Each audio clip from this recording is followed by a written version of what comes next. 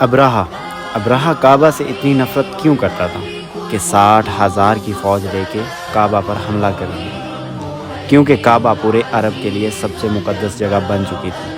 پورے عرب سے لوگ مکہ عبادت کے لیے آتے تھے، جس سے چند لوگ بہت پیسہ کما رہے تھے۔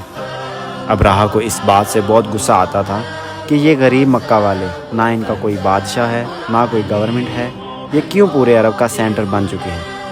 تو اس نے حملے سے پہلے اپنی سلطنت یمن کے کیپٹل صنعا میں بہت بڑا چرچ بنایا تاکہ لوگ کعبہ کو چھوڑ کر اس کے پاس آئیں، لیکن یہ پروجیکٹ پوری طرح فلوپ ہو گیا، جس کے بعد ابراہ کے پاس ایک آپشن بچا کہ کسی طرح کعبہ کو گرایا جائے۔ ابراہ کسی بادشاہ کے گھر پیدا نہیں ہوا تھا، بلکہ یہ رومن امپائر کے ایک چھوٹے سے شہر کے ایک چھوٹے سے بزنس مین کا غلام تھا۔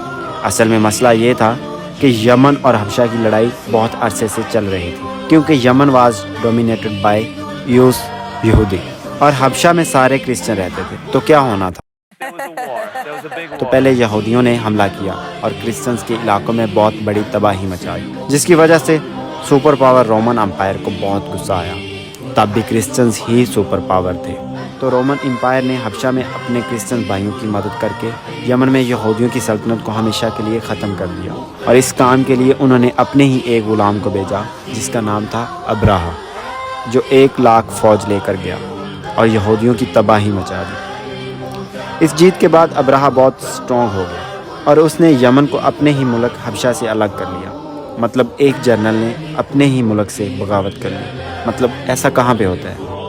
حبشہ کے بادشاہ کو اس پہ بہت غصہ آیا اور اس نے پھر ایک فوج بھیجی، لیکن اس بار ابراہ کے خلاف۔ نئی فوج نے اپنے ہی جنرل کو قتل کر کے ابراہ کے سامنے پیش کیا اور ابراہ کی فوج میں شامل ہو گئے۔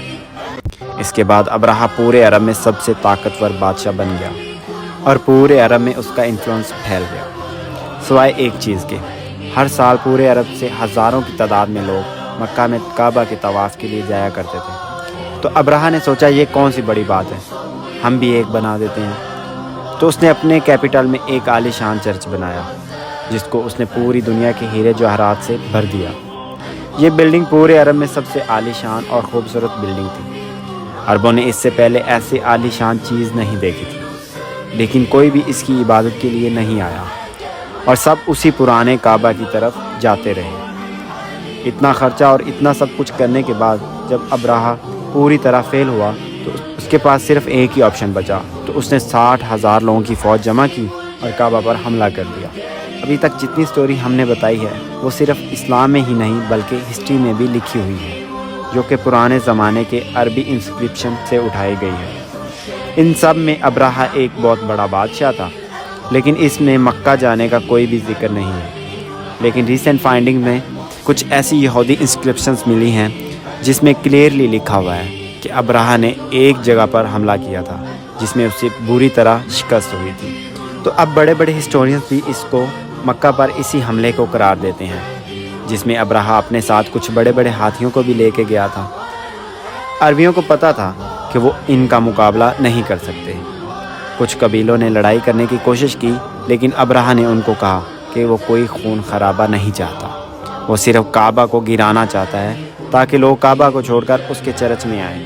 آس پاس سب لوٹنے کے بعد جب وہ مکہ پہنچا تو اس نے ان کے چیف کو بلایا، تو عبد المطلب نے آ کے کہا آپ نے میرے کچھ اونٹ قبضہ کیے ہیں، وہ مجھے واپس کر دینا۔ تو ابراہ نے ہنس کر کہا مجھے تو لگا تم بہت بہادر شخص ہو، تمہیں تو اپنے اونٹوں کی ٹینشن ہے۔ تو عبد المطلب نے کہا میں صرف اپنے اونٹوں کا مالک ہوں، اس گھر کا جو مالک ہے وہ جانے اور تم جانو، لیکن اتنا میں بتا دوں آج تک کوئی بھی اس گھر کو نقصان نہیں پہنچا پایا۔ اگلے دن ابراہ نے اپنی فوج کو حملے کا حکم دیا، لیکن اس کا ہاتھی رک گیا اور بہت کوشش کے بعد بھی نہیں ہلا، اور اسی وقت آسمان سے کچھ پرندے آئے اور ہر ایک کے منہ میں پتھر تھا۔ یہ ایسے پرندے تھے کہ اس دن سے پہلے نہ انہیں کسی نے دیکھا نہ اس دن کے بعد، اور وہ ابراہ کی فوج کے لوگوں کو ٹارگٹ کر کر کے مار رہے تھے۔ اب اس کو بہت سارے ہسٹورینز نے اسمال پاکس کی ایک اسٹیم قسم کہا ہے، کیونکہ جیسے ہی پتھر ان کے جسم کو لگتا تھا تو وہ خارش کر کر کے اپنے ہی گوشت کو نکال دیتے، حتیٰ کہ کچھ لوگوں کی ہڈیاں نظر آنے لگ جاتی۔